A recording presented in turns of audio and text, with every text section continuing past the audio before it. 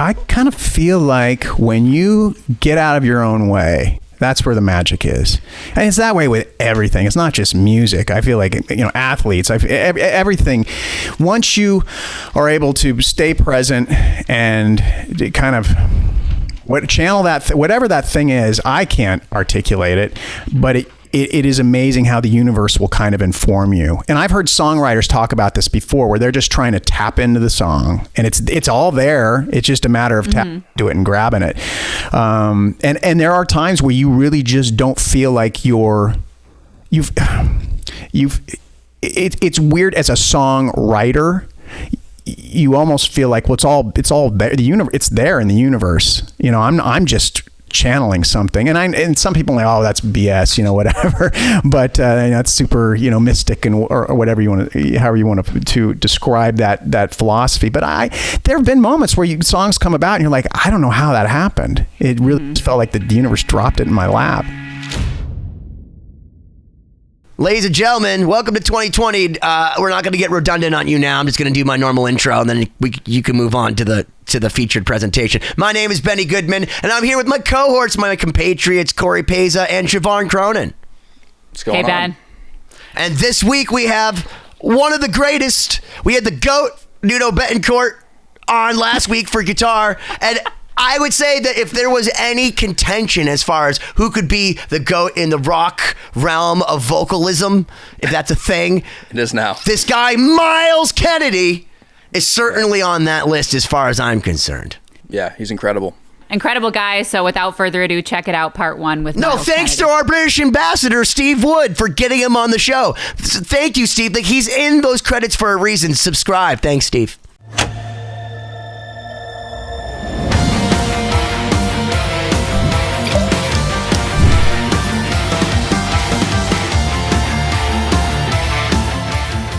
Hello and welcome to another episode of 2020. We are super pumped today to welcome our guest, Mr. Myles Kennedy of Alter Bridge. He has a solo record out, Ides of March. He also plays with a little guy named Slash. You might have heard of him. Thank you for joining us, Myles. My pleasure. Thanks for having me.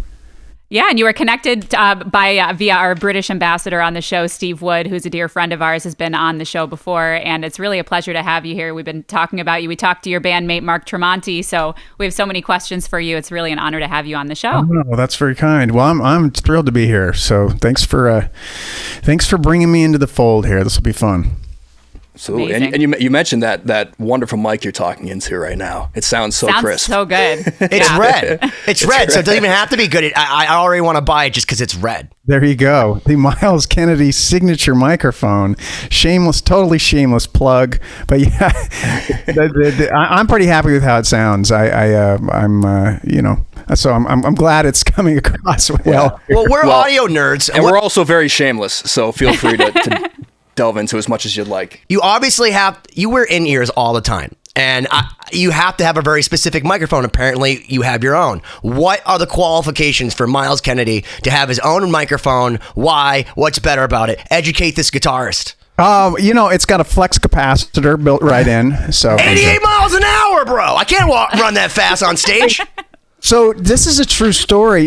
I didn't realize this, but I used to always joke about flex capacitors forever. Anything technically, I would be, it's a flex capacitor from Back to the Future. Well, I could be wrong here, but I was with a very, he'll remain nameless for now, but he's a well-known producer, and he actually told me, he said, you do realize that there is a flex capacitor in like old analog tape machines. I did, and I was like, really? Wow. Interesting. Like, yeah. So I don't know, but yeah. So as far as the mic goes, I used a very tried and true kind of industry standard mic for probably the first 3 decades of just doing this. It's, I guess, not to age myself, but I've been doing it for a long time, and I would not veer away from this specific microphone. It was engineers would always be like, "Oh, try this mic or try this mic," and because engineers want to hear certain things, and I was like, "Yeah, but I'm so used to this industry standard." And then someone put this mic in front of me. I was on tour with Alter Bridge a few years ago. And I was like, okay, we'll try it during sound check, right? And by the time we got to the first chorus, I was just like, I don't know what's going on here. But first of all, it's like we always have a problem with cymbals bleeding into these mics like more than the vocals, Sure. depending on where I'm standing on stage. So these mics do a pretty good job of rejecting that. And it's just a very pleasing microphone as far as what I need to hear. All the frequencies are there. So I love it. It sounds amazing. I mean, you're definitely the best sounding guest. I mean, even of all three of us, it sounds phenomenal. If that says a lot about our show. It's funny that a lot of people, like guitarists and drummers and a lot of musicians have to really be selective about their gear. You don't think about vocalists being that picky. Usually, I mean, especially at the level that I play at, you show up to the club and you get a dented 58 covered in beer and spit, and you're just like, all right, cool, it works, we're functioning. Right? The dented 58 and then you look. It's funny because you look at the top part. I'm sorry, it's a windscreen. The windscreen. Jeez, Myles.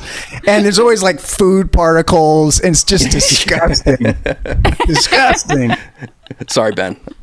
No, I was going to say, I thought it was my density for Myles to come on our show. Density. It was a giant black Back to the Future thing. That was very good. The second show in a row you've been able to use that reference. It was Chuck Berry good because there's in fact, it's funny you say this because this is a giant Back to the Future joke. I just posted a picture of me with Chuck Berry because I met him one time, and the guy I had take the picture was Leonard Cohen.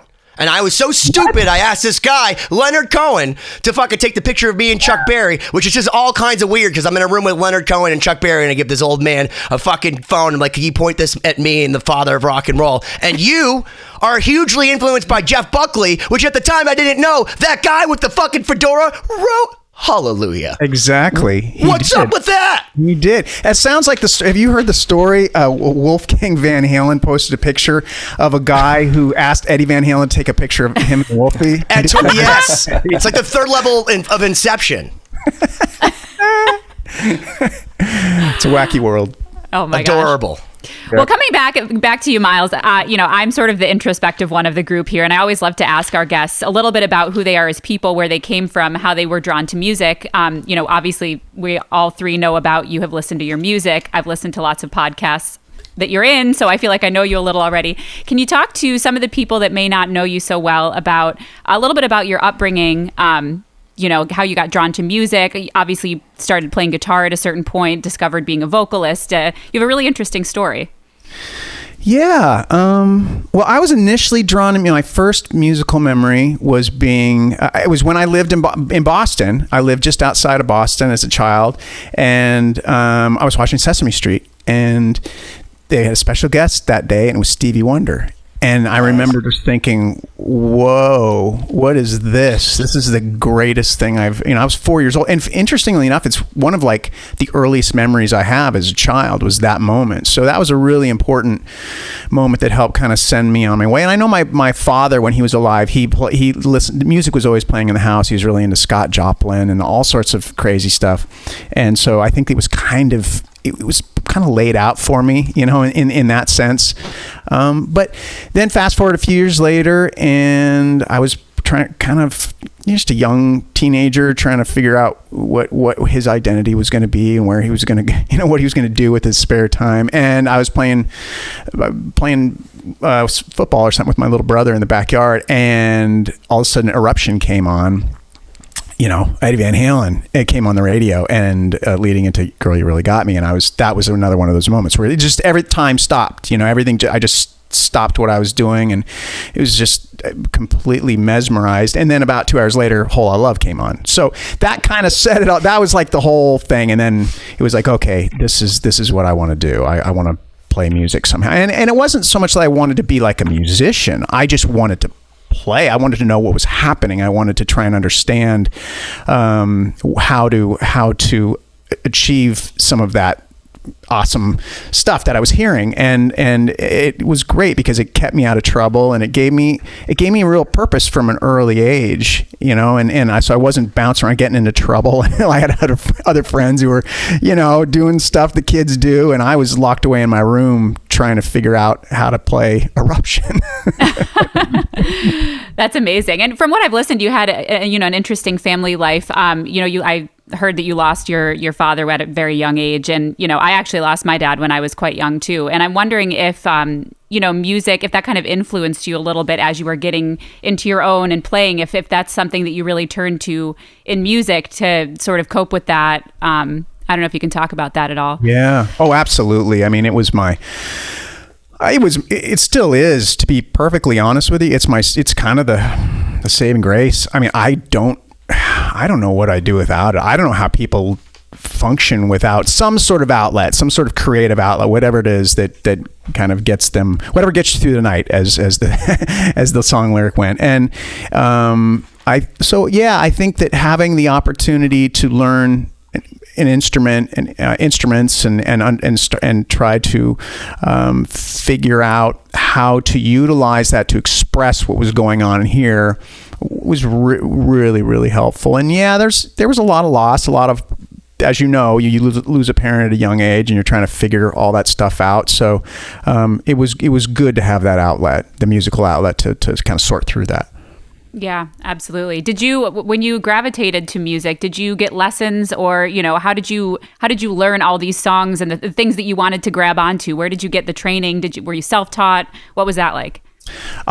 So I tried seeing a traditional guitar instructor, and he was great. But we went right to the Mel Bay book, and I already could read music because I played trumpet. My mom kind of nudged me in that direction when I was about 10, which was good. So that helped. But I had no desire to play Mary Had a Little Lamb. I wanted to play rock songs. And I had a friend who lived down the street who already knew a few songs. So I'd go to his house and he'd write in tablature, like I think I have some of the early ones. One that was really, I remembered that I loved was Diary of a Madman. Trying to figure that out, I thought that Randy Rhoads guitar part was amazing.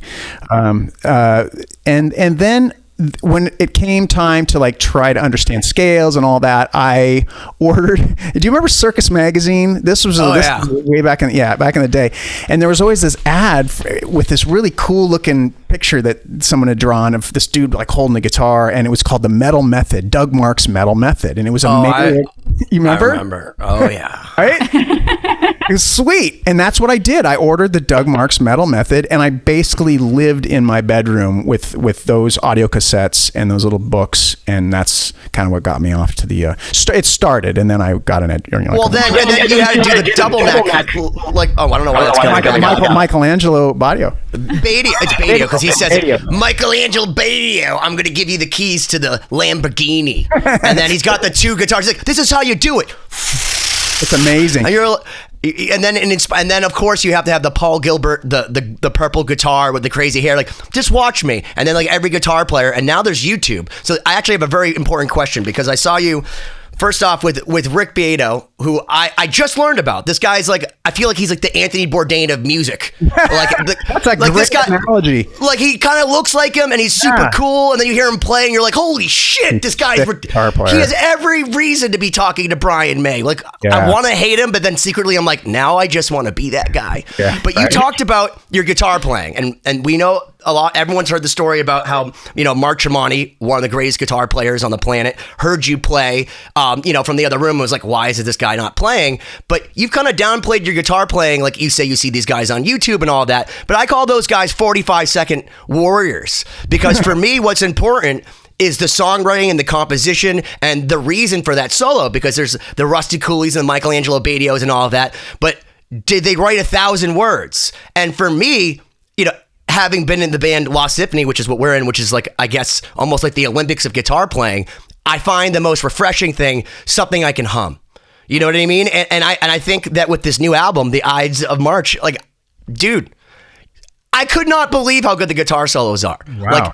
You're not pretending that you're not good anymore, are you? You're not being humble about this, because it's sounds like Greg Howe and Eric Johnson made a baby then played better. Oh geez, no, that's too kind. And you did the greatest thing ever. One last thing. If people doubt you on guitar, you just pull out a slide, and then everyone's like, "Holy shit, he can play slide." Well, I do like that's really nice. I'm a fan of guitar. I like guitar, and I really, really enjoy it, but I don't know. I mean, I guess the way I look at it is like the moments when you're not, because I guess I'm like, songwriting is so important to me, but then those moments where you have the opportunity to play a solo, I always hope that it's like somewhat there's a melodic element to it. And then there are just you punctuate it with a few little runs here and there to kind of like, it says something. That's what I love when I listen to certain guitar players when they execute a certain passage, a technical passage. It can be emotion, just as emotional as a wonderful bend with vibrato. And so it's really just trying to balance all that. And ultimately, like we talked about earlier, it's that trying to express something. You're trying to just kind of purge this emotion. And sometimes solos help you do that. But I don't consider myself in the realm of even the guys you just, those guys are like A-list players. I'm a singer who loves to play guitar and whatnot, but I appreciate the kind words. Thank you. So at what point did you discover yourself as a singer, or more so even a songwriter? Because, for example, me, right, I'm an instrumentalist, I play violin, and I have the hardest time trying to write even a melody, because it's just, I have the opposite brain. So at what point did you discover your ability to do that and like kind of indulge in it? It was kind of early. So I was in a band when I was about 16 or so. I'd only been playing guitar for about a year or two at that point. And so we started playing covers like we all do. And then we were like, well, let's do some originals. So started writing riffs and whatnot and bringing them to the band, and didn't really think much of it. I thought everybody could just write. And in fact, I was more... because I knew guys who could play like Yngwie solos, like, wow, now that's what I want to do. Like, how do they do that? This is just writing my own song. I guess I took it for granted initially. So it was pretty early out of the gate that I started to try to develop that, not understanding how important it would be later on in life. So I'm kind of grateful. Yeah. And what about singing? So you were writing songs as a guitar player primarily first, right? So at what point did you start singing? Well, I mean, the first gig I ever sang at was it was in 1986 at what's called the Drug Free Rock Off here in Spokane, where I live now. And was McGruff the crime dog there? Remember that? If it was that time period, McGruff the crime dog should have been there. Probably was. He probably jammed. Dare. we played this battle of the bands, and everybody took turns singing. We had 5 songs, and one guy did a Hendrix song, another guy did I think a Rush song, another guy sang a Rush song, and I got elected to do Rock and Roll by Led Zeppelin because I don't know, for whatever reason. So that was the moment where that was like my coming out as a singer. And interestingly enough, then I didn't do it for another, I don't know, it was probably 4 or 5 years. I just wasn't hardwired for it out of the gate. I just wanted to play guitar, do a solo, go back and hang out with the drummer. I didn't want to be the center of attention, and it seemed like a lot of work. And there was a guy I was playing in bands with through high school, and he was great at it. His name is Jason Stewart. He was a total star. The guy was amazing. Like, so I was like, I can't do that. And then, but it became necessary when I was really writing songs, like doing the vocals and the lyrics and all that. Then it was like, okay, you got to learn it. You got to do this, accept it, and go with it. Yeah, absolutely. I read that you actually went to college for music, correct? And you studied, was it music theory or something kind of technical within music? I studied a whole bunch of technical, geeky stuff. I studied music theory for a couple years, and so I was a commercial music jazz studies. That was my major, so I could do everything. Did you have any friends at all? We were all kind of a tight-knit group of just complete nerds that would hang out all the time, who just, obsessed about music. But outside of that, no. I've never been cool. I've never had a ton of friends just because I'm a music nerd. And in fact, I was in high school. I was in the marching band as well, and we used to get a lot. I mean, they call us band geeks, and they would the jocks would make fun of us, and it's just that's the thing. But so that was back in the trumpet days, correct? Trumpet days, yeah. Trumpet days, and Yeah, so I was always a music nerd, and it was great because it was like finding my tribe. It was like, you find like-minded individuals, and this is kind of what we were talking about earlier. When you discover something you're really passionate about, and you gravitate towards people, it's like a magnet. You come together, and you have a common purpose. And well, I feel like that used to be true because like you could walk down the street and see someone wearing an Iron Maiden shirt, and you're like, Maiden. You just look at it. Now it's like Kendall Jenner is wearing the Maiden shirt, and now we don't know if the girls really are like wearing the Slayer Hell Awaits and they've actually listened to it, or they're like, what are you talking? It's on your shirt. It's on, but back in the day, I felt like as a metalhead, you're right. You could walk around like, okay, he's wearing a Queen shirt. He's cool. He's wearing a Megadeth shirt. Like he's one of the metal dudes, but he's again cool. Like Marty era. That's awesome. Right. But like now it's confusing. Like, do you feel like music, as far as like what you grew up listening to, like who inspired you like to be the guitar player that you are? Because when I listened to this record, like, it's so, there's like fusion and jazz and all this funky stuff, and I went and like looked up your influences, and it's all over like the board, like a guy like Frank Gambale. Like, tell me about that, because I love Gambale and I hear it now. Gambale, have you seen? There's a really great interview that Rick Beato does with him. You got to check it out. Of course he does. No, yeah, of course he does. It's amazing. Yeah. Frank Gambale. So I saw Frank Gambale perform in the late. I was in the late 80s. He was with Chick Corea's Electric Band, and it was just completely mind-blowing. And I went through a period where I was trying to emulate his sound. I found a Macy Boogie amp that was similar to what he used, and I had the Ibanez Sabre, but there's no way I was going to do the sweeps the way he did. So I just finally kind of threw in the towel. But how about the Gambale tuning? Have you tried the Gambale tuning? Oh, what's the good Gambale tuning? Oh, this is going to blow your mind, dude. So listen to this. Hold on. Sit down. This is amazing. So I saw Frank Gambale do this, and I'm not that smart, so I can't handle the strange tunings. But this tuning, first off, it plays like a normal open tuning, but listen to this. The bottom string is tuned to A, and then it's all tuned in standard, but the top two are down an octave, so it's opposite like the opposite of Nashville tuning, but in A instead of standard. Oh, and when you play it, all the notes are very close, like a piano phrasing. So, right. There's a lot of overlapping notes. And so if you play just a normal bar chord, it's like a very cool Van Halen style inversion just by playing it. So if you want to blow your mind, check out Gambale tuning. I feel like you should learn you'll immediately write 10 songs. If you sit down with that, you'll write a song in like 10 minutes. It's right away. It's a very interesting way to play chords. But you also, it's interesting because I'm been chipping away at the next Alter Bridge, batch of songs, and I've used that just drop the A.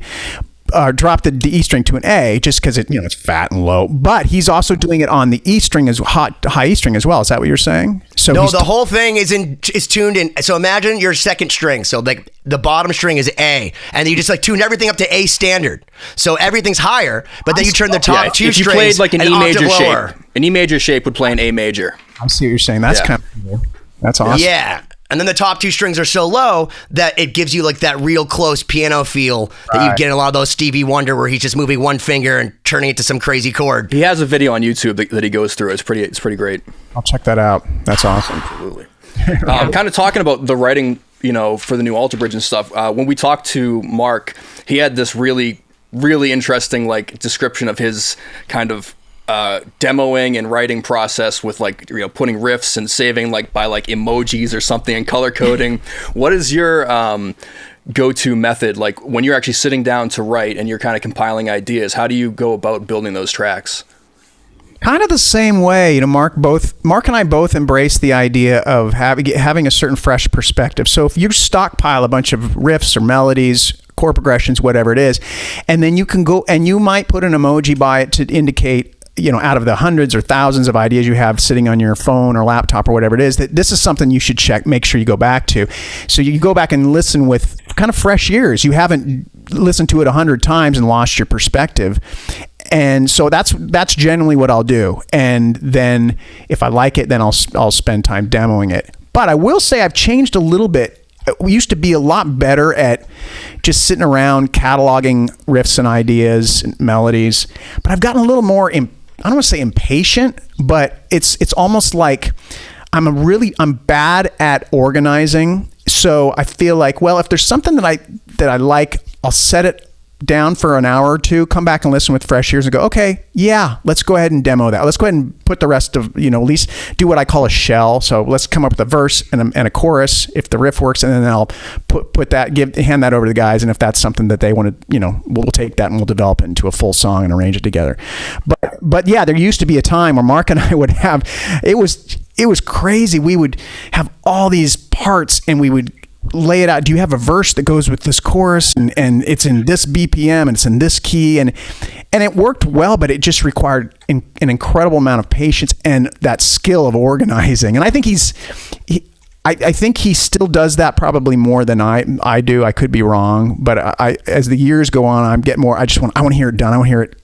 Well, he said he sticks around his house all day singing in his falsetto. So I have to surmise that he's singing for you because he has a wonderful voice himself. Do you ever go over and he's like working on a million songs and he starts singing his Myles falsetto voice at you like, it's like this, dude? And then he's trying to do his, the highest thing he can, and you're trying to decipher it from him, and you're like, Mark, let me sing.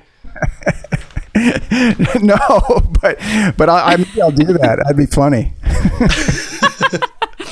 So let me ask you, when you get ideas writing something, do you get a melody? Is it a lyric? Do you hear chords? I'm just always curious because I'm not much of a writer. So what is it that pops into your head when you get the initial idea? Well, it depends. So if I'm playing a riff, if I've got some sort of thing that happens and it feels good, just kind of flow. That'll be the genesis of it. Sometimes, like the other day, I was hanging out, just walking around the house, and I suddenly heard this melody. So I grabbed my phone and try to remember it and catalog, and then I'll go back and revisit it and put chord, build the chord progression and whatnot. When you say you suddenly heard a melody, what does that mean? It's like I hear voices in my head to talk. Is that the secret? This is fascinating to me because I'm still waiting for my first good melody to pop in my head. Everything that I think of is like, it's violinized, it's totally different. That's what makes it you, though. You got to embrace that. I guess so.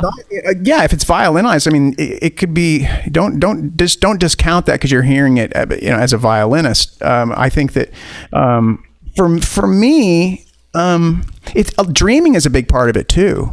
It's like the title track of this record, of the Ides of March, was the genesis of it happened in as I was coming out of a dream state, just beyond the blue horizon, and I was like, my eyes opened up and I was like, it's kind of early and it's cold. It's January, and I don't want to get up but I knew it was an important one. I was like, oh, man, just get up, go in the little family room area and grab a guitar and record it and real quickly and then go back to bed. So oftentimes the ones that end up becoming important are kind of in that space where your mind is really. Do you think that's actually tapping into something else? Because it's funny you say that, because I'm working with Shannon Larkin, who's the drummer from Godsmack, and he's one of the most incredible savant guys I've ever met in my life. And he sleeps with a notebook next to his bed, because he goes, all of my ideas, and he writes these crazy Pink Floyd lyrics, come from a dream state.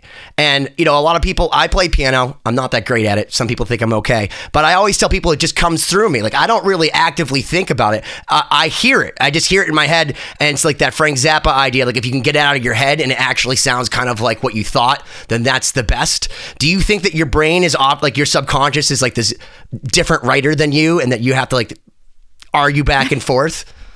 I kind of feel like when you get out of your own way, that's where the magic is. And it's that way with everything. It's not just music. I feel like, athletes, everything.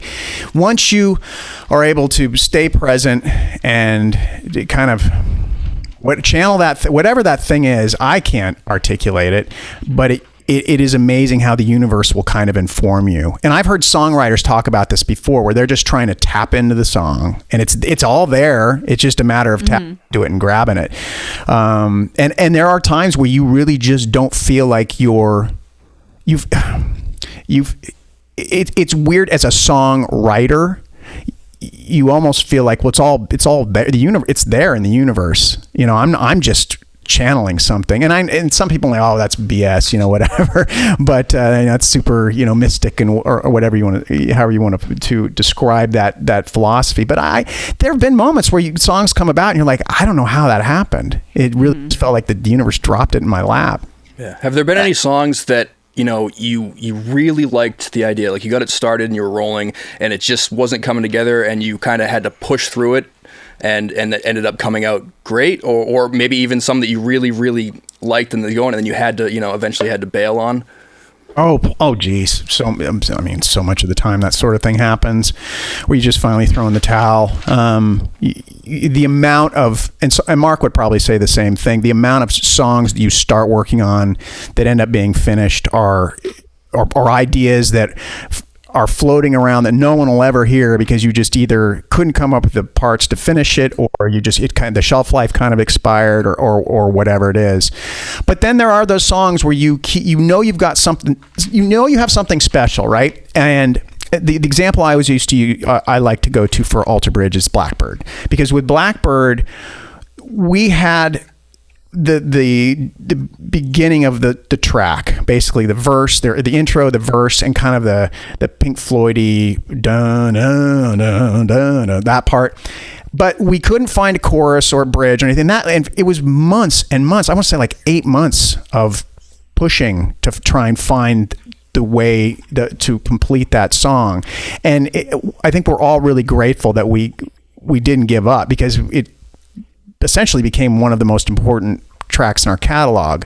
And in a way, it was kind of like, I feel like that was the genesis of what Alter Bridge would become. It was like once that song was established, we were like, the four of us, I think, felt like, okay, now we know where we want to go as a band. We were still trying to figure that out, given where they came from and where I came from and how to make it work. And we established, the One Day Remains record, which was fun, but we were still on that Blackbird album and writing era.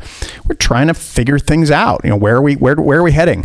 So that was one of those moments where I always remind myself, when something's really difficult, as far as a part I'm chasing down or we're chasing down, if you really believe in it and think it's something special, don't abandon it. Come back and revisit it later, because you never know, it might become your next Blackbird. That's a huge thing that I think is important, because there's a lot of people. So for example, I've learned to judge people on the music that they don't release versus what they do release. So like Prince or like Van Halen, because like, I bet you Van Halen has 35 more albums of better stuff than like Van Halen 1. But then you hear like the last album was like the leftover demos. But then you think to yourself, why the hell would you care if Eddie Van Halen made 7,000 songs in 1977 and he put them back out? Just like, again, you play with Slash, Axl Rose, they're saying he's playing these songs he's done forever.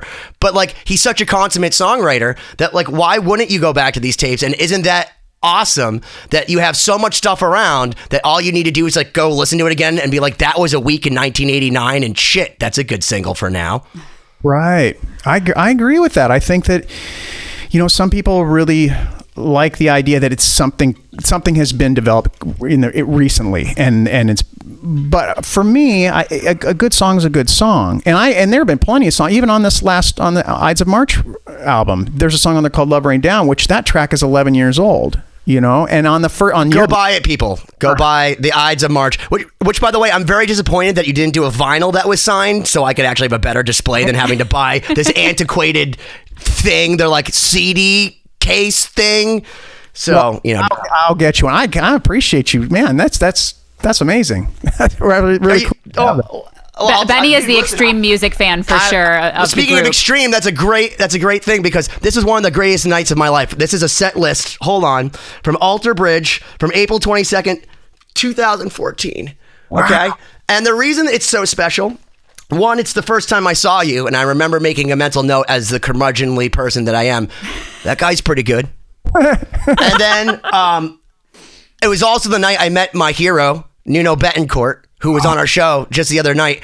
And we actually had a moment where we're in this little booth watching you play. And you played a little bit of the Beatles, I think, Blackbird, before you went into Blackbird. And Nuno and I put our arms around each other because we were drunk. And we started singing Blackbird. And I said to myself, I'm standing with Nuno. singing the Beatles. And then there's Myles, and then there's Mark. Like, does life get better than this? And we played with Nuno, but it was all downhill from there. But this has been on my wall since 2014. That's amazing. Well, that's amazing. So you were a Nuno fan as well, and Nuno was actually one of those guys right around when I discovered Frank Gambale and a lot of the guys that in some ways made me want to burn my guitars because they were so good. And he was definitely one of those cats when I heard what was the track that was on the Bill and Ted's Adventure? Play with me. Play with me. Yeah. And I was just Beethoven. What is happening? Who is that on guitar? So I went and I bought the cassette, and we're talking about a ferocious player. Jeez, his picking technique is insane. How does he do that? Been trying to figure that out for many, many years. No, I'm telling you right now, it's anger. We just did a crazy. So I have a love-hate relationship with him, and we just did an interview for Guitar World, which is the most synchronistic universe manifestation for me. Because if you had asked me when I was 14, like, who would you want to be in Guitar World with? Nuno. And the guy at Guitar World goes, how did you get him to play with such chromaticism? And I'm like, dude, I don't know what that means, but I think it was anger. It's anger. That's what Nuno focuses, because I'm married, I'm engaged to a Portuguese from the same island, and she has the same anger for which Nuno's right hand I would works. call it intensity. So, I'm not sure that I would call it anger, but yeah, I hear what whatever, you're saying. but I'm telling you, it's a Portuguese thing and Boston thing, because I think the mixture between Boston and Portugal is the answer to your question. It's like that I'm in the line at Dunkin' Donuts, but I also come from a beautiful place to go back to that place, but it costs money, so I'm just going to play as fast as I can so I can earn money to go back there. That's a very fascinating concept. I dig it. I think it's cool. Well, going back, I wanted to ask you a question about Blackbird. So you mentioned that you had to wait this long period of time to have that breakthrough moment of the song kind of coming to completion. What was that moment like? Like, what was it that triggered that idea that kind of pulled it all together? Okay, well, so we were in the not in the recording studio. We were in the rehearsal studio where we'd been for months and months and months. I don't know. It was just an arduous process, and we were revisiting that song among other songs, and we kept getting to what was going to be the chorus, and there was nothing. There's nothing. So we finally look at each other and we're like, let's just disappear. Mark and I were like, let's just go in separate rooms and see, we're going to do it. We're going to come up with it this afternoon and just move on. So I went in this other room, and there are other bands rehearsing, right? There's all this noise. It was basically just this total. So which one of you is David Bowie and which one of you is Freddie Mercury before Under Pressure? You're going separate rooms. You're going separate rooms. I love Keep the pandas apart. That's what an incredible story about how that song was. I just watched a documentary on that. It's just amazing. But anyways, I'm going off this. We can always go to Queen. I love that. So there was all this, there was a cacophony of just sound. Like there were no chord progressions or melody. Did you say cacophony? Exactly, Jason Becker. This is his actual guitar. Is it really? And I'm wearing his shirt because I was actually going to try to tell you. I guess thank you for the awesome open. Sorry, well, everyone's cringing. Let's finish the story. Finish your statement, we'll come back to and it. we'll go back to it. So anyways, it was just this cacophony of just sounds, and out of that, like, it was kind of like all of a sudden I just heard it. It was just like da da da da da da da, Blackbird fly away, may you never be broken again. And I grabbed the guitar and I was like, well, I mean, I think that's what the universe just informed me with. And I ran back into the main room and said, hey, what do you guys think of this? And that was it. And that was what was fascinating, was we plugged that chorus in, and then the bridge part just kind of happened. It was like, let's go to this change here. The bridge is interesting because to me it's very Buckley. It's like what Buckley, it's a harmonically, it's where Buckley goes with certain things when he's building things up. So we went there and kind of it just blossomed, and then I came up with this little dun, dun, dun, dun, dun, and Mark had that really awesome bridge part on top, that's like secondary bridge that I solo over. But it was, what was really cool was we were playing the song. We were on the home stretch. We're like, we've got it. Like, we're 5 minutes in, the song is done, and then on the outro, Mark's like, do that thing you were doing during the breakdown of the bridge and put that over the top of it. And it all just kind of, it happened. So we recorded it, put it on my laptop, and I remember going back to his house later that night, doing like the 2 or 3 hour rule, not listening to it, and then pressing play and sitting there for 7 minutes and just going, oh, we finally did. I called and I was like, you got to get in here. And it was just a wonderful, it was just the moment I'll never forget. I will never, ever forget that. I'll never forget him and I sitting together, looking at each other, just going, we did it. We finally, we tamed that beast. And it was wonderful. Yeah. That's an amazing story. Wow, dude. That's intense. So, I guess I'll follow it with I'm just soaking it in because sometimes I actually do appreciate things and internalize them.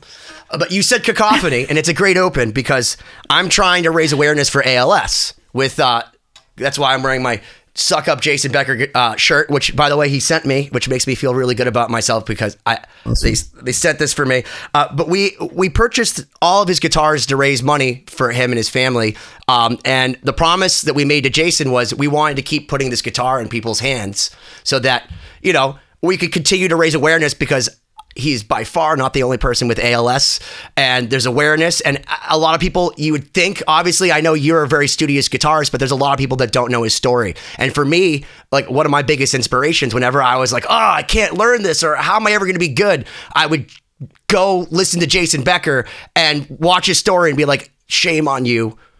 Go practice. So I championed a hashtag ALS awareness for Jason. And I had like Nita Strauss from Alice Cooper play this on stage for Schools Out. My friends in Godsmack have committed to playing it on stage. And we had Cradle of Filth come down, Gary Sharon and Pat Badger shot with this. So I wanted to invite you, if you're ever in Boston, to come play Jason's guitar and, help raise awareness for ALS. That's simple. I would be honored. I think that's amazing that you're doing that. His story is so it's an incredible story. I mean, I remember hearing about him initially through Cacophony because I was that geeky kid reading all the guitar magazines and all that. And when I heard what him and Marty were doing, I was like, oh, once again, it was kind of like Nuno and Frankenbother. It's like, there's no way I'm ever going to be able to achieve that level of technical prowess. So you just admire it from afar and go, wow. And then he gets the David Lee Roth gig, and then the rest of the story. And it's just it's an inspiring story because he still, he went on composing, found a way to still create. It's not like he just. It's really, I don't know. It's really interesting. It's like the universe right now is doing something, because I remember thinking about his situation about 2 weeks ago. I don't know, for whatever reason, it just came to mind. So the fact that this is happening is like, fascinating. Yeah, he's definitely an inspiring individual, without a doubt. So I would be honored. Well, and my goal, just so you know, and I said this to him on the phone, which is crazy because you have to talk to his mom, who interprets his handler, who's basically reading his eyes. So it's right.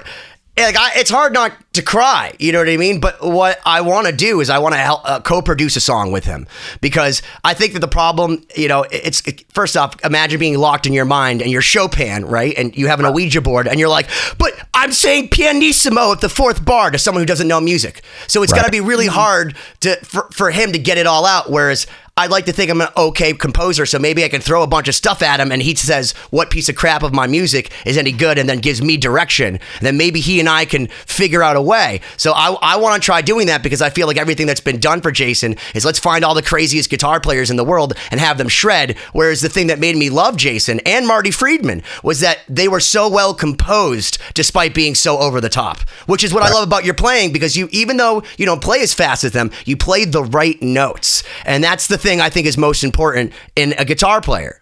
And you play with Tremonti and Slash, so they clearly think you're okay too.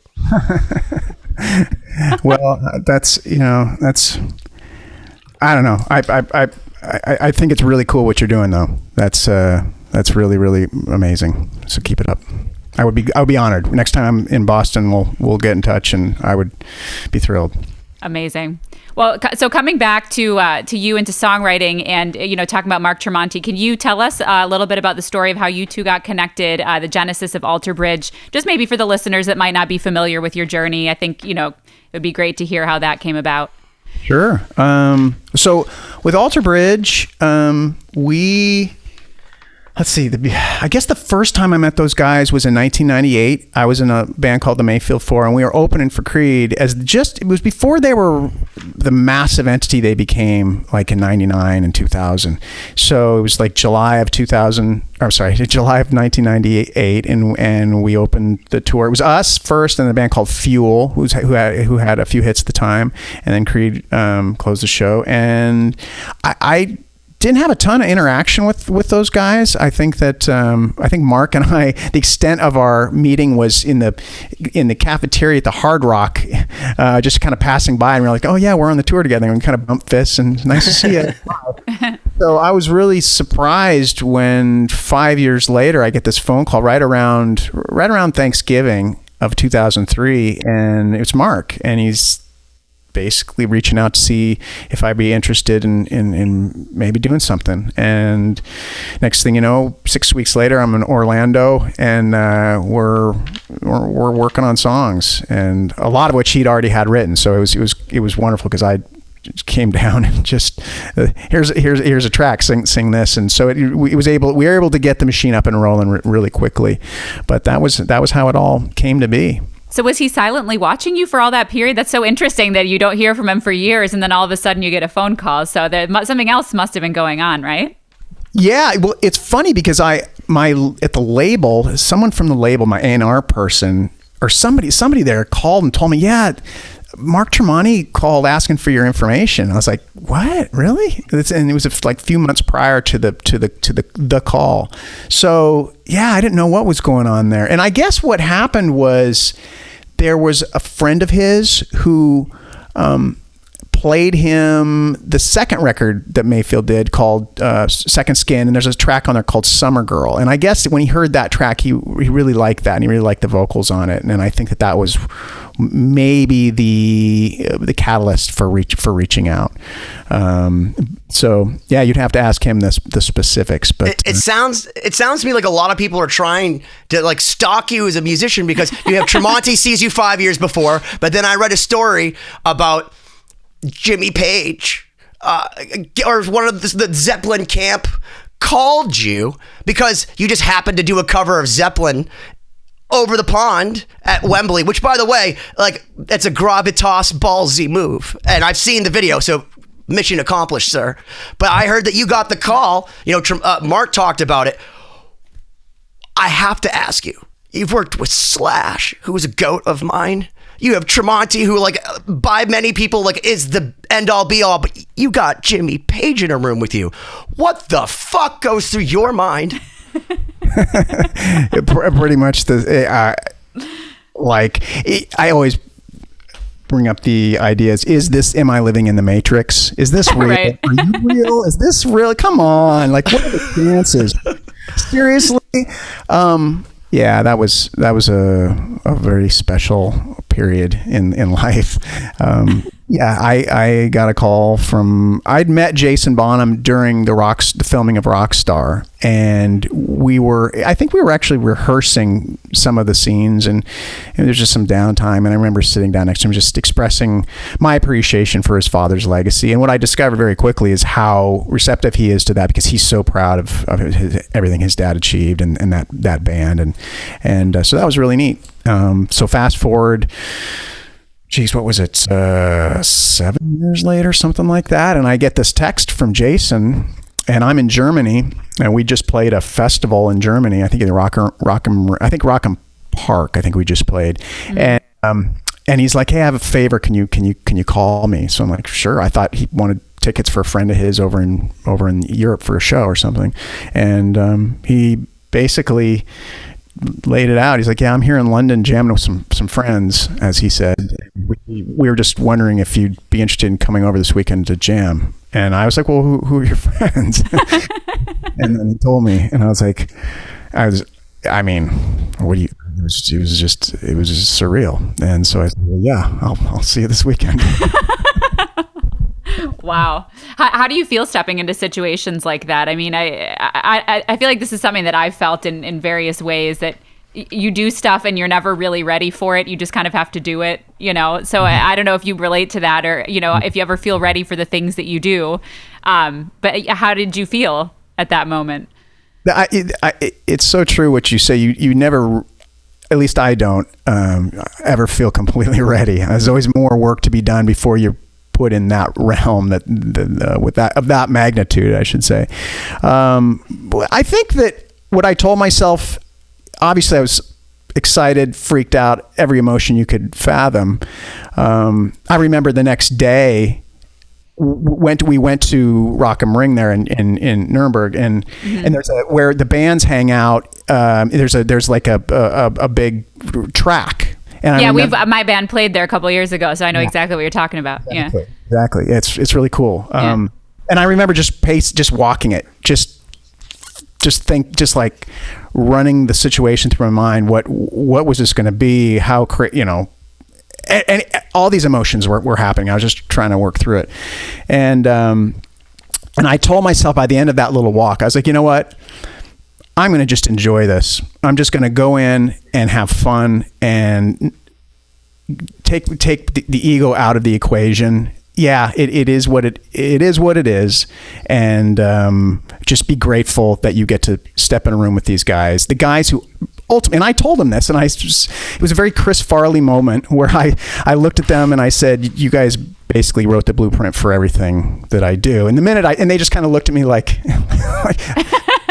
but it's like they probably heard it 1,000 times, and they were pretty with the one up. At the minute, right after it came out of my mouth, I was like Chris Farley when he's interviewing Paul McCartney. You remember did when? you really die? Yeah. Did you really die? Exactly. So but it was wonderful. I'm grateful for it. Beyond grateful. Yeah. Amazing. Wow. Yeah. I see Ben patiently waiting with his list of questions. Well, so that he knows. So Myles, I don't ever prepare, but like there were so many things that I wanted to ask you because, okay, this is one, because you have a new single out called 1,000 Words, and I watched this video and I'm a stoner. Okay. Did you like get wicked high and then watch Dire Straits and Aha and Peter Gabriel and be like, let's do that? Because that's how I felt and by the way, that's like the greatest concoction. Like if you were a bartender, take that note. 1 part Aha, 2 parts Sultan of Swing, and then a little Sledgehammer. Right. And we got Myles Kennedy's video. Can you tell us about it? It's called 1,000 Words. I wrote it down. 1,000 No, words. that's not. That's from no. That's I can't even read my own. I love that song, but that's not the one we're talking about. What's the name of the new single? Because I can't even read my handwriting. So at 1,000 Words, we also did that same director, Stefano, did that video, and he also did the first one, which is the same sort of thing, which is In Stride. So that they're very similar in terms of the overall vibe, and that's what he did. But it's not the same song. It's all right. It's all good. That's what happens when you take notes, Ben. You just need to go with what's in your brain. Well, I mean, and there's all kinds of crazy stuff. So, like, I wrote that Moonshot. He was debating between D major or D minor. And I wanted to say D minor was so right. Because one of the things that you need to know about is that, like, I love when people take the road less traveled, and like you do that so pleasantly with your harmony. You know what? I gotta tell you, that means you have no idea how much that means. Because I'm obsessed about that change for 2 hours, and I was thinking about it the other day because I do these Q&As during my live thing sometimes during for this meet and greet, and so during the Q&A I was telling the story about how that song was put together, and I made it sound like it was really easy and it was written in like 2 hours. But then I realized that change in and of itself, trying to figure out whether to go to this, you're going to go G, and then we could go D major. That's what the ear wants to hear. But then I was like, if you just they take that third and drop it a half step, it's going to make it a little darker, instead of in moonshot, we can't stop. And I was like, that's going to make that melody just go, it's going to be so unpredictable. And I was like, as a songwriter, how many times have you done that predictable thing? I was like, let's screw with that minor third. Let's take that minor third and then take the melody and weave accordingly. And so to hear you say that you picked up on that makes me feel so good, because there's so much obsession. I remember I call my wife and like, hey, does this sound weird to use it? She's like, no, honey, it sounds just fine. But isn't that one of those things when you grow up, you're like, okay, I love that the Beatles did this and that Freddie Mercury did this crazy vocal thing, but it only works if you hit the 7th chord. And like, I feel like you make an internal thing, like you were saying earlier with Jeff Buckley. You're like, well, we're building it up like Jeff would. And if anyone listened to Jeff Buckley, first off, one of the greatest guitar players that doesn't get the credit that he deserves. I mean, was this very studious guy, but his chord progressions as a singer-songwriter is right up there at the top for me, as far as his ability to just play these crazy inversions and the way he goes from things. And it's so decisive. And I feel like that's one of the things I love about your playing, is what made Jeff Buckley good, was because he underplayed for himself, but for the average listener, it was like, what the hell is he doing? That's so cool. Yeah, Jeff was, I agree. I could not agree more. He is so underrated. I feel it's one of those things, because he's such an exceptional vocalist, that his guitar chops were, was it Rick Beato that was telling me this recently, that he went to Musicians Institute, and apparently he could shred with the best of them. He could hang out with a lot of those guys, and but when he became the singer-songwriter that we know him as, and keep in mind, this was in the early to mid 90s, when that more technical prowess was kind of shunned for a little while. So I could maybe understand why he chose to take a different direction, and approach his things musically and harmonically the way he did. And I'm glad, because it was so, it was like Jimmy Page. He was like the combination of, he was like Robert Plant, Jimmy Page, and I don't know. I mean, I insert genius combination. Why are they not genius? Isn't that redundant? If you said Robert Plant and Jimmy Page, like they're both geniuses. Absolutely, but he was the one person. He was able to take all of that and make it as one guy, and it was exceptional. I saw him perform in May of 1995 on that, I think it was the Mystery White Boy tour. It was a little theater, about 500 people, and it was probably the most intense musical experience I'll ever have. When he played the song Grace, and he got to the end of the song, wait in the fire, and he goes higher and higher and higher, and then he just hits those high notes. As you all probably, we're all addicted to music because we're addicted to those goosebumps. You get goosebumps, or sometimes it'll make you tear up. Music the frisson. Exactly. It's an extremely powerful medium. I remember sitting there as he was performing that song, and it was beyond goosebumps. It was beyond tears. It was like a state of, it was like transcendent. It was absolutely incredible. And I remember looking around the room, and everyone was just, I've never seen anything like it. I probably never. I just made a crazy observation after listening to you say that I've noticed that a lot of the greatest musicians that come on to our show have like a Rain Man like memory. It was like, it was in March on a Wednesday. I was wearing black shoes, and I was because you have these operant condition moments. Like, I remember when I saw Dimebag Darrell for the last time. I remember his solo almost note for note in my head. I can't remember what I did 3 minutes ago or where my keys are. And I think that that's amazing, because when you're talking about music, and I've seen other interviews, you're like, it was a gloomy day when I was in London, but man, the lyrics came. I'm like, how does he remember this shit? But then I realized it's because you're so passionate about it that it takes you to a moment. It's like a photograph for you. Yeah. No, that's a good point. I don't have a really incredible memory by. In fact, I'm one of these guys, like, lyrically, I can't remember my own lyrics to save my life. But as far as like important musical moments, yeah, those are kind of, all the details. And March 19th, 1982, what happened? March 19th, 1982. Come on, Ben. What are you getting at? Why don't you? Well, it's tell okay. us? This is a great segue because one of the things that this makes me think of. Randy Rhoads. I is that have. what you're talking about? Yep, I have Myles Kennedy and Slash. So this, other than Ozzy Osbourne, Randy Rhoads, I've never seen a guitar player of this level ever get the same kind of billing. But Randy Rhoads, we lost on March 19th, 1982. And Ozzy said that the first time he ever did a double billing was with Randy, Ozzy/Randy. And I thought that was really interesting because I've been looking at the Slash Myles Kennedy record. And I think that it's pretty amazing that it's Slash with Myles Kennedy and the Conspirators, that they actually put your name because you're an A-lister with Slash. Well, I don't know. Like Randy with Ozzy. But But no, not the guitarist. that's I can't believe you have all this stuff. This is incredible. Like you got all this stuff framed. Like I'm the biggest nerd you've It's- ever met, man. It's pretty wild what he's got in there. Yeah. I love this. You know what I have? I'm going to share this with you since we're all fellow music geeks. I'm going to grab it right now. And his perfectly blurred out background at Yeah. 2.8. Yeah, Oh, it's coming in. Good 2.8. You Yeah. know, yeah. So smart. I like it. You know what this is? This is Johnny Winter's beard right here. Oh, shit. Oh my God. That's awesome. Wow. Is there a story behind that? I'm like getting ready to cut it. And this was May of 1980 when he cut it. And there's the actual beard right there. So yeah. Yeah. Oh, my God. That's pretty freaking badass. Wow. I'm just stunned. My agent actually, he gave that to me. And I thought that was one of the coolest. My booking agent in Europe, John Jackson, gave that to me. And I thought that was one of the coolest. Yeah. Oh my You goodness. got to step up your game, Ben.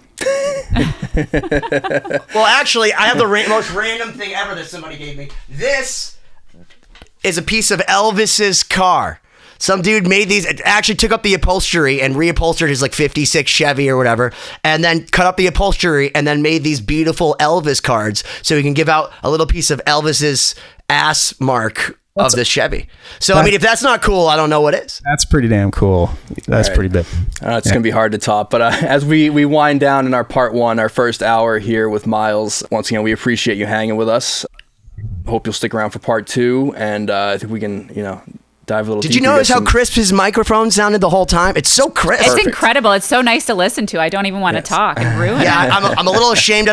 How does one go and buy one? Because I feel like that's something we should tell them as a business write-off for our company. You can go to MylesKennedy.com. I mean, Will it make me sound like you? Can I sing like you if I have this? Will it make me Does sound it come better? with the talent? Yeah. got a flex capacitor built in. You can send any, there you go. Amazing. It's the Rob Halford setting. Well, check out 2020-d.com and stay tuned for part two with Myles Kennedy. Fuck all that. What I walked away from was doing an album with fucking Ozzy as me. Do you understand? Like me being the Randy Rhoads, me being that fucking Jakey Lee, me being that guy. They said it to me. It's like, you go to the fucking airport right now and you fucking tell Extreme to go fuck themselves. And you got a jet waiting, private jet. I want a private jet for the rest of the fucking year and the rest of the fucking 2 years. And I'm fucking doing the next Ozzy album. And I'm fucking writing songs. And I'm writing the next Mr. fucking Crawler. How about that? Fucking bullshit. Like, as a kid, thinking that I had the possibility to fucking do that. And I was like, no. I'm a high school dropout. I'm stupid. No.